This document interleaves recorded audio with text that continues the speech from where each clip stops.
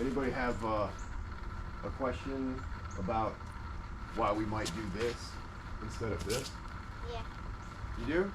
Why do you think?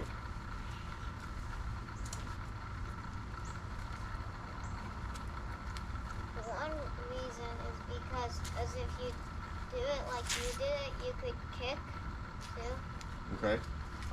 Yeah, that's one reason. So listen, I can either slide here and get set in a cover, then throw a kick, or I can step up and throw a kick, or I can cross over and come immediately out of this crossover into a roundhouse kick, right out of the stance. That's what I was thinking. Yeah, so it's a good way to cover some of the ground. Let's say remember we talked about range the other day? I'm too far away to hit you from here, right? Ooh, I crossed over, look now.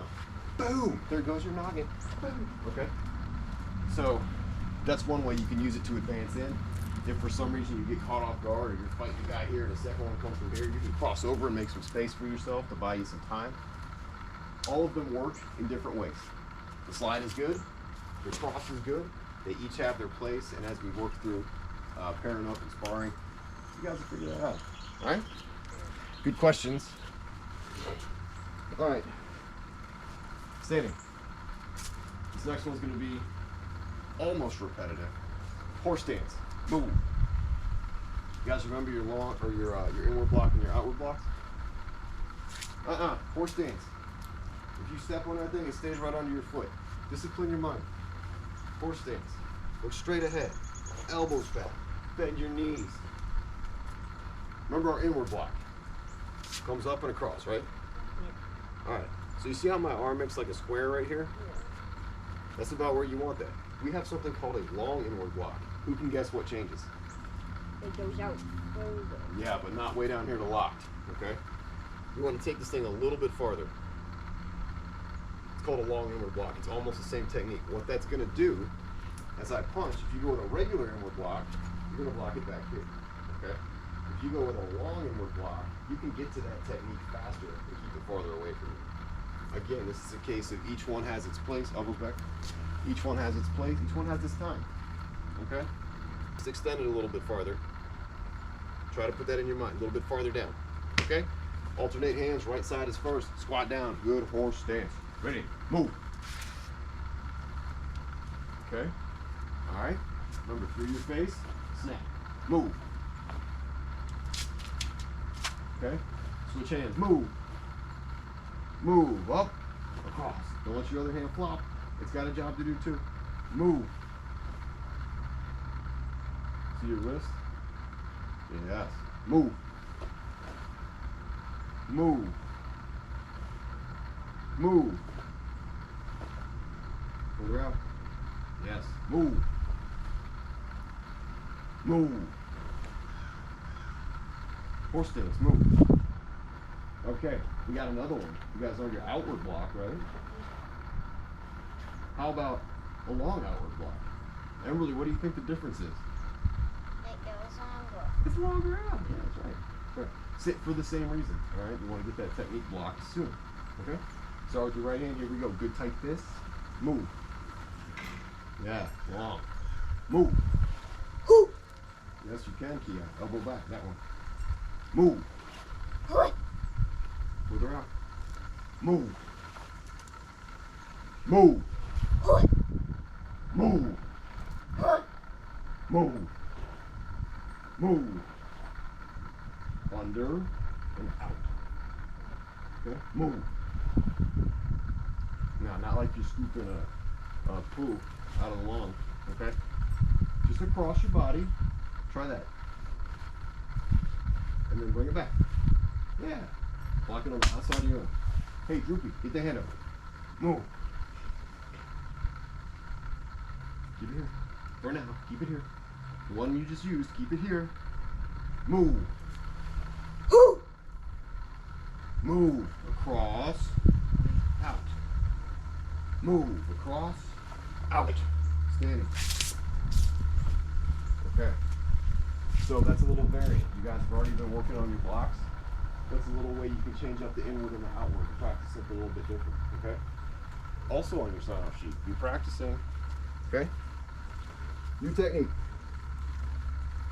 I'm going to talk about this one before we do it. So stay in standing and just watch and listen, okay? Claw to the face. Looks like this, okay? I'm going to use all of my fingers for this. I will explain, and if I haven't answered it, then ask your question, okay? Hands down, standing. These two fingers here, where do you suppose those might go? The eyes. Why? That's mean. Why would we do that? In case it's a really bad guy. Really bad guy? Maybe an adult trying to kidnap you? Maybe I'm fighting 3 guys and I got to do something drastic, like right now to stop them. These 3 guys might be able to overtake me. Okay? These other 3 fingers are going to be used to just grab and cause traumas in the face. Okay? It's going to be here. As this thing hits, it drives, makes contact with the eyes, grabs, and pulls back. Okay? Bonus points. I'm going to ask Emily first. Of the arts that make up Kajukenbo, where do you suppose that technique came from? Hawaii? Okay, well, all of Kajukenbo was born in Hawaii. But there were 5 separate arts that make up Kajukenbo. We probably need to talk more about that, but Asher, do you know which of the 5 arts that might have come from? No. Do either of you know, if I said it this way, which of the arts was named or was created by watching animals? Shook. Okay, you're talking about Lua and Hawaii. All right, I'll cut to the chase. This is from the Kung Fu portion of Kajukenbo, okay? Our lineage, our branch, we're more aligned with Kenpo, which is fighting with the hands and feet at the same time in different ways, different directions. But, as being part of Kajukenbo, we all have the Kung Fu techniques. So here we got leopard fist, we got tiger claw, just to name a couple. Okay? There's more. There's a bunch more. Tiger's mouth strike, eagle's beak, crane strike. Okay, we got a bunch. They're scattered throughout the art. You'll see a bunch of them as you move forward. Right now, we're just gonna work this claw. Okay. So again, this is for a drastic situation. You guys got that? We're not messing with people's eyeballs for no reason. That is life-changing damage. You understand? Picture you woke up tomorrow and you couldn't see anymore for the rest of your life. That wouldn't be too fun, right? Okay. So therefore, do you think we should do that to other people? Not unless what? It's bad guys. They're going to hurt us. We're in fear of our lives, okay? Or there's someone who's going to seriously hurt us, or it's a big person who's going to kidnap you guys. Then you have every right to do it, okay? This is not to ever be done. Let's say you're at a playground, or you're at school at a playground, whatever the case may be, and you get in a little shoving match with a kid. This is never to be done in that situation, understand? I don't care if you get knocked down with your butt. You can still fight back. This type of technique, though, I debated whether or not I wanted to teach this to you guys, but I think you need to know just in case of big guy. Make sense? Okay. All right, so we're going to practice. These 2 claws, hit the whole thing. They're kind of open like this. So if you were to take all 5 fingers and put them on the ground and then pick them up, that's kind of what you're looking at, okay? Think eyeballs and face. All right, is there anywhere else you can do a claw to the face?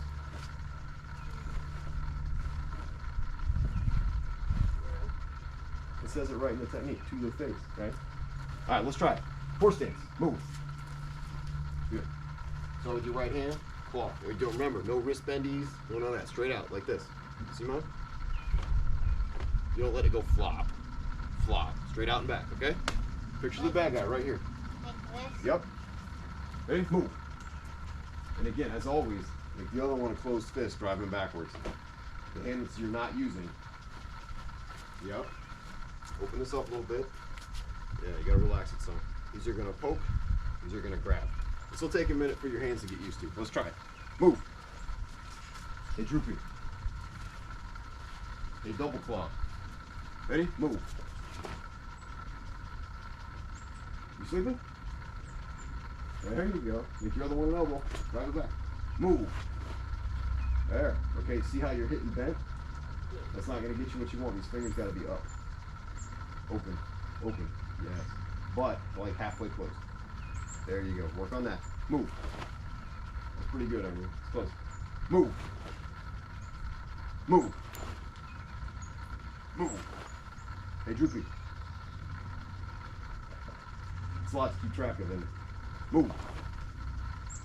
Move. Move. All right. Standing. Check it out. Questions on that? Yes. The blood would probably go in your fingers if you do that. Blood would probably go in your finger. Do you want me to be realistic and gross for a minute? Yes. You want the honest truth about the technique? Yeah. Okay. So yeah, it's possible you get blood on your fingers. What's more likely is you're gonna squash their eyeballs and really mess them up. Okay.